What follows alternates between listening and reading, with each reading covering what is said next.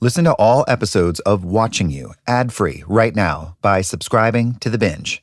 Visit The Binge channel on Apple Podcasts and hit subscribe at the top of the page, or visit getthebinge.com to get access wherever you listen. The Binge. Feed your true crime obsession.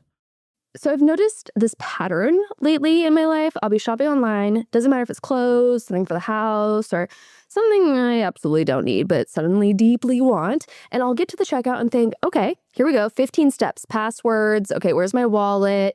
And then I see it, that purple Shop Pay button. And I genuinely feel relieved. I'm like, hallelujah, because I know in about 3 seconds, I will be done. One tap, no login spiral, no typing my entire address for the 10,000th time. It's just done.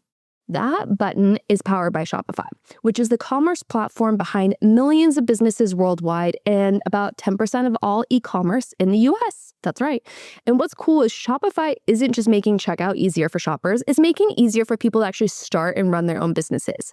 You can build a beautiful online store with ready-to-use templates that match your brand, and Shopify even has AI tools that help write product descriptions, create headlines, and enhance your photos. So you don't have to do everything all by yourself, you got some help. They also help you find customers with built-in email and social media tools and manage everything in one place, from inventory to payments to analytics. I mean, it's amazing. It's basically like having a whole team behind you. So whether you're shopping or selling, Shopify just makes things smoother. See less carts go abandoned and more sales go with Shopify and their Shop Pay button. Sign up for your $1 per month trial today at shopify.com/cases. Go to shopify.com/cases. That's shopify.com/cases. Infamous is the gossip show that's smart. We talk about Tyra Banks and bringing down top model. We talk about Jenna Jameson and how she dominated the 90s. She's horny and she's in charge. She just was very smart about marketing herself. We talk about celebrities who maybe shouldn't be celebrities, like the Beckham guy. Brooklyn is their first kid. He's had a little bit of the Nepo baby curse. We investigate orgasm cults. A woman's erotic power can unlock many other powers in her life. And, of course, we discuss people who have gotten into lots of trouble. My name is Molly McLaughlin. I am one of Jen Shaw's many victims. She was defrauding the elderly, and her tagline was, "The only thing I'm guilty of is being shamazing." Listen to Infamous, the gossip show that's smart. The show's called Infamous. The Binge.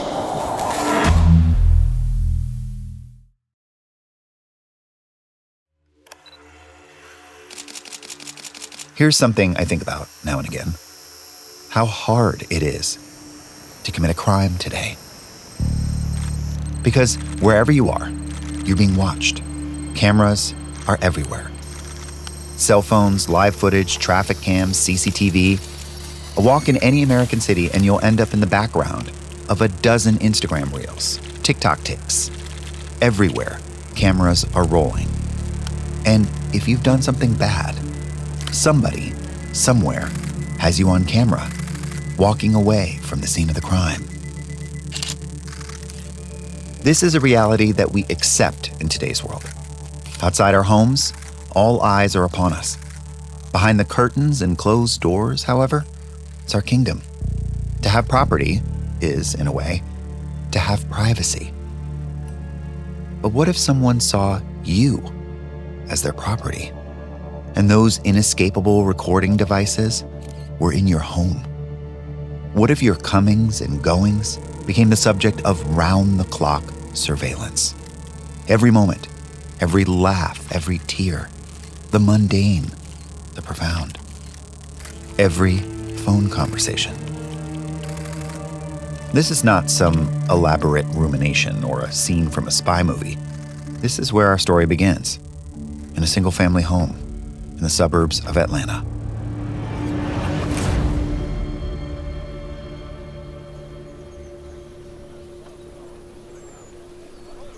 Nique Leili is missing. No one has seen her in a week. It's the peak of summer, July 2011. A muggy, soupy afternoon heat blanketed the suburban Atlanta neighborhood of Lawrenceville. An army of concerned friends, family, and co-workers are preparing a search party to find Nique. Her sister Amy and her oldest daughter Alex are leading the efforts. The problem was they were having trouble getting anyone to run a news story about Nique, something that happens to many families when a loved one goes missing. Amy even knew someone at the local station. She pleaded with them to run a story about her sister. And I said, can you see if you can get this story in? And he called me back and he said, Amy, I'm really, really trying. But at this point, the story is basically a grown woman in her right mind left her house willingly. Time was running out. She was beginning to fear the worst. Several days ago, flyers with Nique's face and bright red lettering that read missing had been put up on the power poles in the neighborhood. Now, most of them were gone. And that's how Amy and Nique's oldest daughter, Alex, found themselves in the parking lot of a Walmart. If Nique's disappearance wasn't enough of a news story on its own, well, then she was going to make a news story. Because that's the kind of person Amy is. She would never give up on her sister. And sure enough, news vans showed up. It worked. The search party was enough of a story, even if her disappearance wasn't. We were all wearing red. That was the plan. We were all going to wear red shirts so that it was like a loud, very visible color. The group would split up and cover the entire neighborhood around where Nique lived. The Leili family home was located on the far end of a loop. The entrance to the neighborhood was surrounded by trees. Search parties rarely yield results, and Amy knew that. It wasn't the point. They wanted the cameras there because if they could get this story outside of their small suburban community, maybe the word would spread. Maybe someone would have seen her. I got this call from Sophia Choi from Channel 2 News. She said, she wanted to speak with me, and, I'm like in the woods behind their house. It's raining and it's miserable, and I see the news truck pull up. And so I get out of the car and I go and I shake Sophia's hand and nice to meet you, all of that. And then there's a blood-curdling scream from the woods. I just saw a huge big pile. It looked like it was covering up something. So I just started kicking away at it and then saw her body and her hair.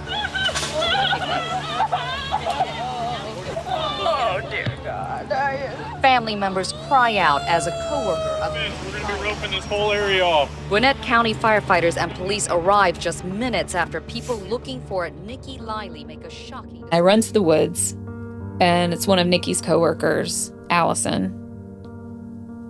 And she's clearly in a state. And she said, "It's her. We found her." I'm pretty sure it was her cameraman that caught the footage of me running out of the woods and hugging my stepmom and crying. Alex, Nique's daughter, was on the far side of the neighborhood, near the family's home. My grandmother pulled up with her husband, and she looked at me and she said, "They found a body." And I remember just completely blacking out. Like, I hit the pavement, blacked out, like completely on the ground. And when she came to, she took off, towards the woods, towards her mother. It was almost like I was not in my own body, if that makes sense. Like, I just probably ran faster than I've ever ran in my entire life. And went up to, the police were already there. Crime scene already put up by the time I got up there. And I hit the crime scene tape, and this cop caught me midair. And I was like, "Let me go. Like, I need to know." This is the story of a family torn apart by jealousy, lies, and the need for control so shocking, it's hard to put into words. I ask for no temper, more affection, attention, and effort into this marriage. A marriage that became defined by one man's sick obsession. That's not what I said and how I said it. Inside the four walls of this family's story, so many people knew something was wrong, but nobody really knew until they heard it for themselves. Welcome to my world. You killed me a long time ago.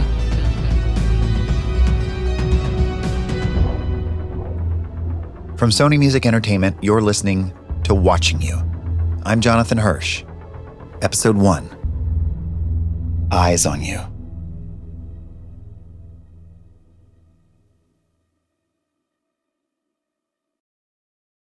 Cold days, big goals, no time to cook, right? That's been my reality lately. I start the week with the best intentions. I'm going to cook, I'm going to be healthy, and then suddenly it's late, I'm exhausted, and I'm standing in my kitchen hoping food will just magically appear. That's why Factor has been such a game changer for me. It makes healthy eating easy with fully prepared meals designed by dietitians and crafted by chefs, so you can eat well without the planning or cooking. What I love is that these meals are built with quality, functional ingredients, lean proteins, colorful vegetables, whole food ingredients, healthy fats, no refined sugars or artificial sweeteners or refined seed oils. And they're designed to actually support your goals, whether that's eating healthier, managing calories, or just getting enough protein in your day. One meal that really caught my eye recently is the African-style chicken peanut curry with sweet potatoes, broccoli, and red peppers. Sounds so good. It has 34 grams of protein, 6 grams of fiber, and comes in around 520 calories. So it's incredibly satisfying, but still a very balanced meal. And it's exactly the kind of flavorful, interesting meal I wouldn't normally make for myself on a busy weeknight, but I would be so excited to eat. Factor also makes it easy to keep things fresh. They have 100 rotating meals every week with options like high protein, calorie smart, Mediterranean, GLP-1 support, and they have ready-to-eat salads and a Muscle Pro collection for strength and recovery. So you're not stuck eating the same thing over and over. And the convenience is huge. Everything is always fresh, never frozen. It's ready in about 2 minutes. No prep, no stress, no cleanup, which honestly removes the biggest barrier to eating well. Am I right? Head to factormeals.com/bingecases50 off and use code bingecases50 off to get 50% off and free breakfast for a year. Eat like a pro this month with Factor. New subscribers only, varies by plan, 1 free breakfast item per box for 1 year while subscription is active. It's tax season, and at LifeLock, we know you're tired of numbers. But here's a big one you need to hear. Billions. That's the amount of money in refunds the IRS has flagged for possible identity fraud. Now here's another big number. 100 million. That's how many data points LifeLock monitors every second. If your identity is stolen, we'll fix it guaranteed. One last big number. Save up to 40% your first year. Visit LifeLock.com/podcast for the threats you can't control. Terms apply.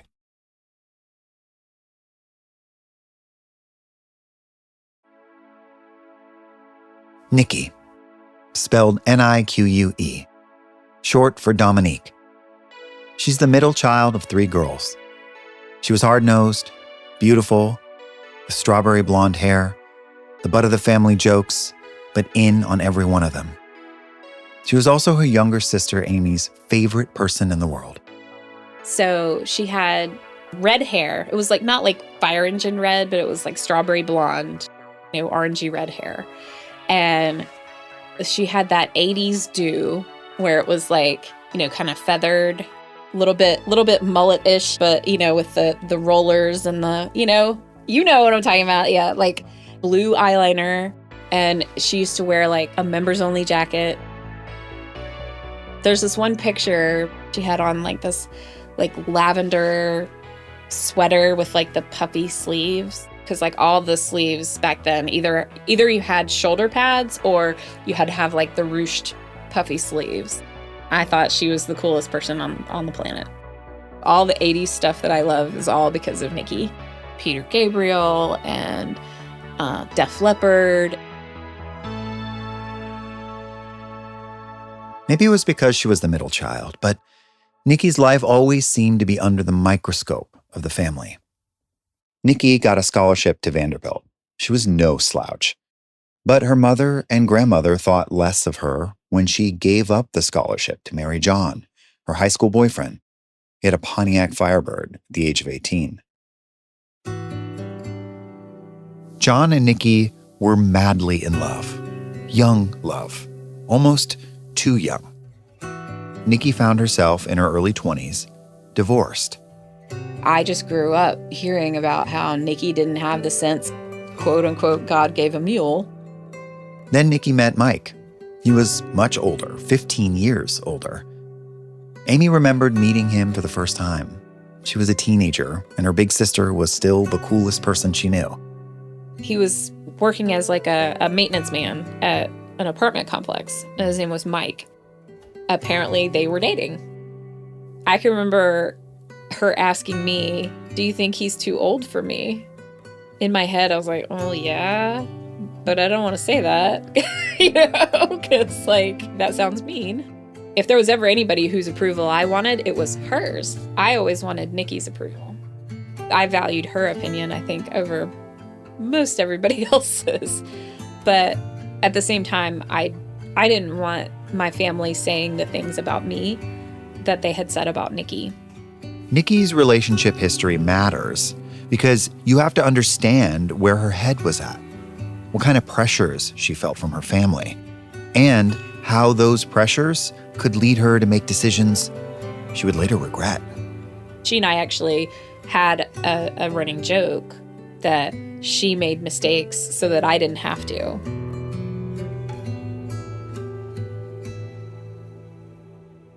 Nique and her older man move in together. They had a property on the outskirts of Athens, a little town called Bogart. Rural. They had room for the dogs to run around. Nique was getting a master's degree to become a teacher. They got married. And that's when they had their daughter, Alex. That relationship was also short-lived. When Alex was just a few years old, they decided to get a divorce. By now, Amy is going to the University of Georgia in Athens, the closest big town. So here's Nique and Alex, and I'm told she and Mike are getting a divorce, and she's staying at my grandmother's house. And it just so happened, oh, okay, you need a place to live. I also need a place to live. Let's find a place together. It was perhaps the most significant moment the two of them shared together as young adults. Amy, just starting out in life, and Nique, starting over with little Alex in tow. And it felt, in a way, that the story of Nique as the sister with poor judgment might have been coming true. She felt judged for leaving Mike, even though they were lifetimes apart from one another. He worked a blue-collar job, and she was college-educated, trying to make it as a professional. This history weighed heavy on Nique as she entered into this new phase in her life. She wanted to make the right choices, because now she had a child to care for, too. Amy and Nique's reunion was a new moment for them both. We found a little duplex that was on the east side of Athens. It was in a nice, quiet neighborhood. Wasn't super expensive or anything, but it was clean. So we moved in together, and Alex was, I think, 3 or 4 at that time. We had so much fun putting that place together. That was one of the best times I can remember having with her. It was just this little bitty place. It was a 3-bedroom little duplex. When we first moved in, it was winter, so it was January. We had nothing. I had a TV, but we had no furniture. And I was working at a Longhorn Steakhouse, waiting tables, and she was working as a teacher. She said, "I'm gonna go to the liquor store. You go to the grocery store and get the hot chocolate and the marshmallows." We had those old folding lawn chairs they used to have. There were those cheapy aluminum things, plaid straps. So we had 2 of those. My TV was sitting on a card table. So we sat on these crappy lawn chairs and were bundled up underneath blankets, drinking hot chocolate and peppermint schnapps and watching ER. 2 sisters, there for each other, yet again, conquering the world, ready for a brighter future.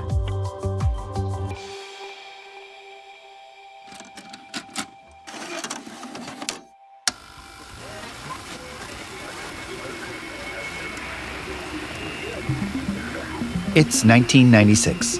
ER is on TV, and Seinfeld, and Friends. Bill Clinton is elected to a second term. And all across America, people are getting these circular packages in the mail. with a CD enclosed that you could place in your personal computer and sign up for this new service called AOL. So this was right at the birth of what we think of as the internet. So there was AOL. Everybody had like the discs and the, you can I say AOL and everybody can hear it in their mind that you've got mail. You can hear all of that. And Nique was into it. She signed up and started using the internet to connect with people from all over the world. She was on AOL a lot. There were chat rooms. She was spending a bunch of time in a couple particular chat rooms. She was also single, raising Alex, living with her sister, putting herself through grad school. It was a welcome diversion. So then along comes this guy calling himself LJ one and only, like one N only. The LJ apparently was ostensibly supposed to stand for LoJack because he was this guy who was living in Connecticut at the time, and he talked about the fact that he had worked for LoJack, the stolen vehicle recovery system, LJ one and only. And she calls herself Unique One to You. Of all the people Unique One to You met in the chat rooms, LJ One and Only caught her attention. She'd stay up for hours chatting with him about everything. His real name was Matt, and he was going through a transition too. She starts telling me that she'd made this friend in a chat room, and he was between jobs, and would it be okay with me if we gave him a place to crash for a little bit while, until he got back on his feet, was the way she framed it to me. Nique didn't even know who he really was. That's what the internet affords you, is you can pretend to be anything you want. And Nique liked this guy. She went up to Connecticut to meet him. He was an acquired taste. Matt could be abrasive, loud. He'd suck up the air in the room. I think she did genuinely find a lot of his humor funny. He had a very large, brash New York personality. He was always laughing about something. And like we were saying earlier, Nique wanted for this new relationship to last. That kind of hopefulness can cause a person to gloss over red flags, miss warning signs. Here's an example. Amy said that the first time Matt and Nique met, he jokingly refused to speak to her until she barked like a dog. She passed it off as a joke at the time, but it stayed with Amy. She didn't see a jocular flirtation. She saw this as a test. When he first came down to Athens, Amy was under the impression this guy just needed a place to crash. He'd maybe be around for a bit, but then head on his way. And that was very much not what happened. Matt picked on Amy like she was his little sister from the get-go. After he moved all of his stuff into the apartment, at one point, he shoved Amy into an empty box. I am claustrophobic. Let me out of this box. And he looked over at Nique and was like, is she really? And Nikki's like, yeah. And so then he let me out. Amy was bothered by Matt, but Nique shrugged it off. She kind of liked his sarcastic vibe. He was a dick, but he was funny. More importantly, she'd been doubted about her relationships for years. She was protective of him because I think she was like, this was the choice she was making, and she was protecting that choice. Amy felt like Matt was taking over this new life they had together. And she saw a different person when Nique wasn't around. Well, at the time, we all smoked, including me. At one point, I had run out of cigarettes, and so I asked him, can I bum a cigarette? He said, notably when she was in the room, oh, yeah, you don't even need to ask. From then on, if I ran out of cigarettes, I just go get another pack from the carton. Dude said, you don't need to ask. Well, then, months later, when I'm challenging him, she's stealing my cigarettes. It was, I'm stealing the cigarettes. But that was like my first hint that He was really super manipulative. It might not seem like that big of a deal, and in a way, it wasn't. Who cares whether Matt actually wanted to share his cigarettes? But what Amy noticed in that situation was someone who changed his story whenever it served his purpose. And so he went from generous roommate to accusing Amy of stealing. The sense I have from this story and stories like it about Matt was that at first, he just seemed annoying. A little bit too much, put on, whatever you want to call it. But he knew how to drive a wedge between people. He was this person that was standing in front of me and frankly standing between me and my sister. Matt stayed with Amy and Nique and her daughter for 6 months. During that time, he was mostly at the house. And while he claimed to be looking for a job, Amy says she never really saw him working. Then Nique got an offer she couldn't refuse.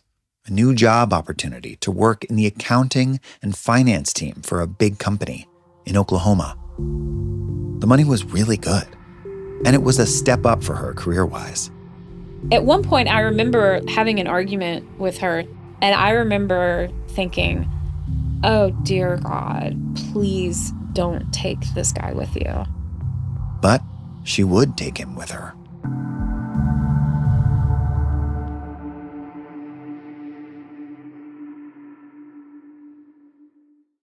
I have created the most advanced AI soldier. The wait is over. Tron Ares now streaming on Disney+. We are looking for something you've discovered. And some of us will stop at nothing to get it. Ready? The countdown is complete. There's no going back. Our directive is clear. Hang on! Tron Ares now streaming on Disney+. Rated PG-13. This episode is brought to you by Redfin. You're listening to a podcast, which means you're probably multitasking. Maybe even scrolling home listings on Redfin, saving homes without expecting to get them. But Redfin isn't just built for endless browsing. It's built to help you find and own a home. With agents who close twice as many deals, when you find the one, you've got a real shot at getting it. Get started at redfin.com. Own the dream. Alex was around 5 when the family picked up and left Athens. Nique had started to gain more opportunities working in finance and accounting for large companies. It was well-paying work with plenty of room to grow. When they arrived at their new home in Edmond, there was a surprising delivery at the door. One of my favorite memories, we moved to Oklahoma. This truck drives by and dumps a puppy off the truck. And the puppy came just running into the garage into my lap. And I just was like, Mom, please let me keep it. Please let me keep it. And she's looking at me like, we can't take a dog. We just moved to Oklahoma. We're like starting this whole new life. And I was like, nope, its name is Molly and it's mine. And she just was like, all right, we're going to figure this out. Just looked at me like, you need this. We're going to figure this out. And we did. We kept her. Alex is now in her 30s. Some say she takes after her dad. Long, dark hair, the same nose and brow line, not as fair as her mother. They were always incredibly close. She was the person that always knew how to say it, when to say it. And sometimes I get mad that I shouldn't pass it on. Spunky. Very spunky. She was probably 90 pounds soaking wet. Red hair. Her body was covered in freckles, like just covered in freckles. She was really witty, really smart. She always had a response for anything. She was the kind of person you'd feel comfortable telling anything to. Like even when we're talking about life problems, I'm like, what would Mom say? I can't find it. Like, where is that Nique response? That's the first person I told that I lost my virginity at 16. I went straight to my mom. I didn't go to my best friend. I went straight to my mom. And then she took me to a random bathroom and made me take a pregnancy test. I didn't feel fear of her punishing me for it or giving me some lecture. She showed genuine interest of my safety and my emotional safety with having sex for the first time. That was the person you could tell that stuff to. By the time the family had moved to Oklahoma, Matt wasn't a stranger anymore. He was kind of her stepdad. Alex had already been through a lot when they got to Oklahoma, and Nique knew that. She was clearly trying to move her young family in the direction of stability, but had to tussle with some key complications. There was a few times where she did leave me alone with him. He's very bullyish. He would think it was funny to sit on me, and I was 4 years old. Now, Matt is a 6'4", 250, maybe. I mean, I don't know. He's pretty big guy. And I'm a 4-year-old, so, 35, 40-pound 4-year-old. He would think it was funny to sit on me, or to the point where I felt like I was suffocating, and he thought it was funny. It was confusing. What was with this guy? Alex was wary of him, and Nique was trying to keep the peace, to hold a new relationship together with a blended family, and with a partner who kept encroaching on the boundaries of the people around him, her people. Alex now divided her time between Nique and her dad, who was back in Athens, a 14-hour drive away. So, not great memories. I really don't have any positives of Oklahoma. I've kind of just buried them all away. Still, on some level, there was a childish antagonism to Matt's pranks. He could pass them off as harmless. Nique was gone frequently for work, so couldn't speak to what she'd never seen happen. Alex's grandparents were concerned too, but it was hard to nail down what to do about it. Is he just obnoxious? I would say our grandparents kind of had that foggy view of him, of like trying to figure out, is he dangerous, not dangerous? Like, he's just annoying. But they also were trying to respect, like, okay, this is the man our daughter chose. We reached out to Matt Leili to get his comment, but never heard back. Nique and Matt started fighting now as well. A lot. How do I feel? I feel that it's either Alex or me. Alex is not a problem. I know they fought about me. And so if my mom even remotely had to communicate with my dad, it was a problem. I mean, a big problem. Fights would ensue, and it got to a point where my parents couldn't communicate other than through me.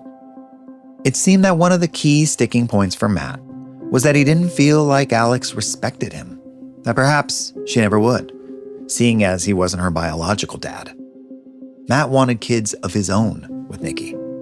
So if he wasn't working, and he didn't really seem to be spending quality time with Alex, what was Matt doing? Unlock all episodes of Watching You ad-free right now by subscribing to the Binge podcast channel. Not only will you immediately unlock all episodes of this show, but you will get Binge access to an entire network of other great true crime and investigative podcasts, all ad-free. Plus, on the first of every month, subscribers get a binge drop of a brand new series. That's all episodes, all at once. Search for The Binge on Apple Podcasts and hit subscribe at the top of the page. Not on Apple? Head to getthebinge.com to get access wherever you listen.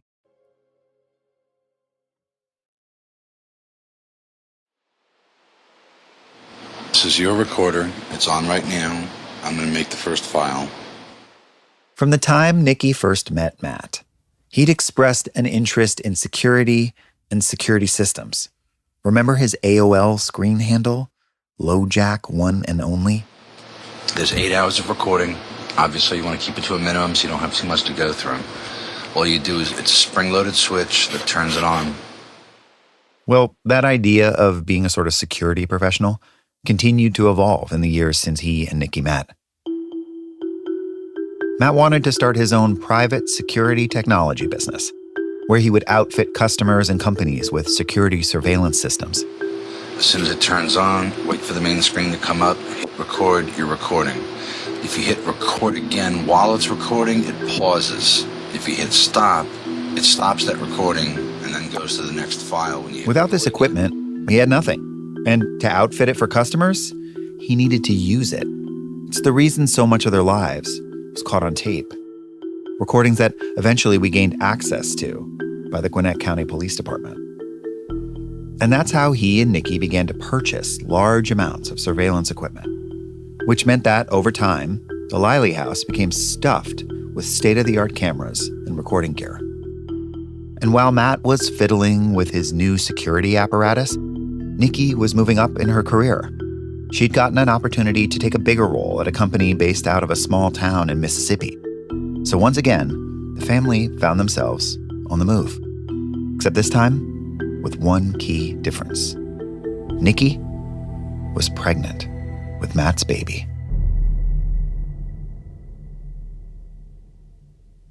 In the summer of 2011, Nique had gone missing.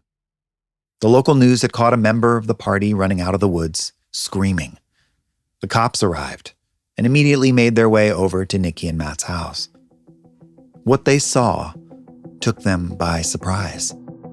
Something they'd never, ever seen in a family home. It was a kind of control room. Inside were monitors, one of them a tic-tac-toe board of multiple video feeds, covering both the inside and outside of the house. The room itself was stuffed with networking equipment, power supplies, and servers. The power bill alone must be crazy. This wasn't just a hobbyist camera setup. This looked like a war room. Investigators didn't have any idea what to make of it. But they still had one question on their minds. What happened to Nique? What they found that day wouldn't answer that question, but it would open a shocking and eerie portal into the private lives of the Leili family.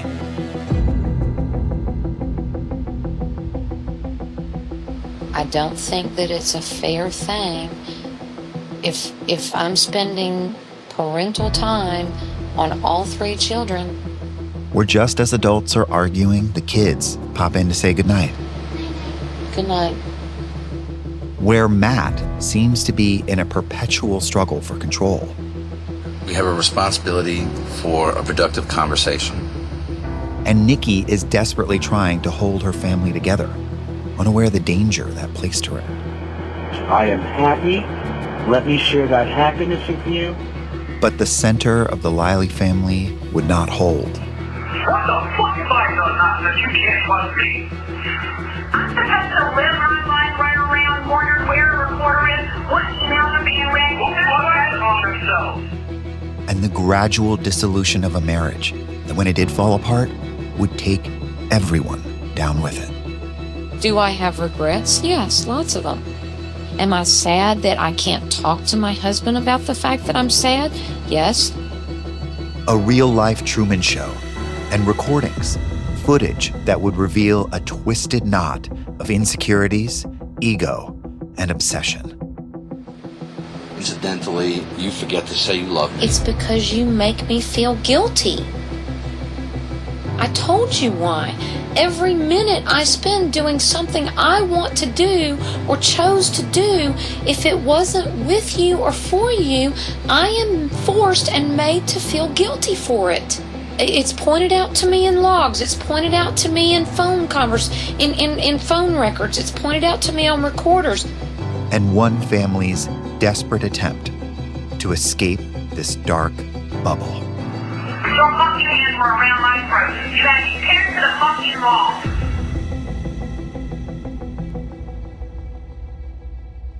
Next time on Watching You, Matt wants his stepdaughter Alex out of their lives, and she has a realization. This man is dangerous. So, Alex made herself a promise. I had to grow up real fast. I had to go, crap, I have to protect my mom.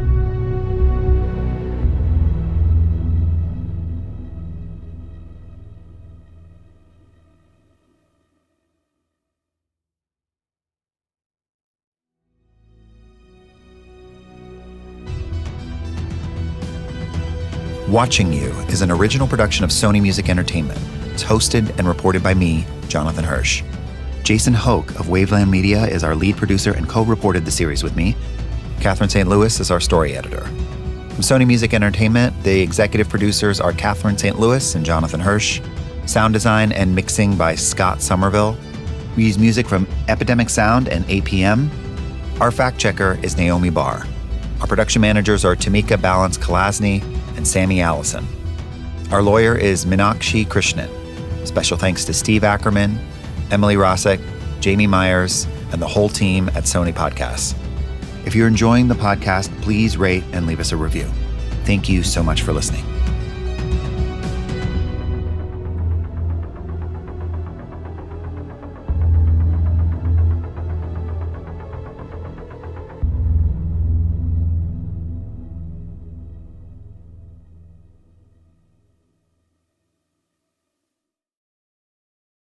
Sabrina. Corinne. I have been listening to a new show from The Binge called Fatal Fantasy. I am obsessed. Oh my God, wait, I need to know more. Tell me everything. Okay, I will. So it's a very shocking. It's this like ultra weird crime story of a murder for hire plot that, yeah, wait for it, leveraged the dynamics of the underworld, and underworld being a medieval fantasy game. Wait, so it's live action role playing gone wrong? Horribly wrong. And you can binge all episodes now. Oh my God, that sounds so good. I know what I'm doing on my drive home today. Search for Fatal Fantasy and subscribe to the Binge podcast channel on Apple Podcasts or at getthebinge.com. And then once you're done, you can listen to one of the over 60 true crime and investigative podcasts a part of the channel while you wait for the next month's drop. I really need to know what happens. Selfishly, you do, so that we can talk about it. So whenever you listen, search for Fatal Fantasy and hit subscribe to The Binge to get all episodes all at once, ad-free.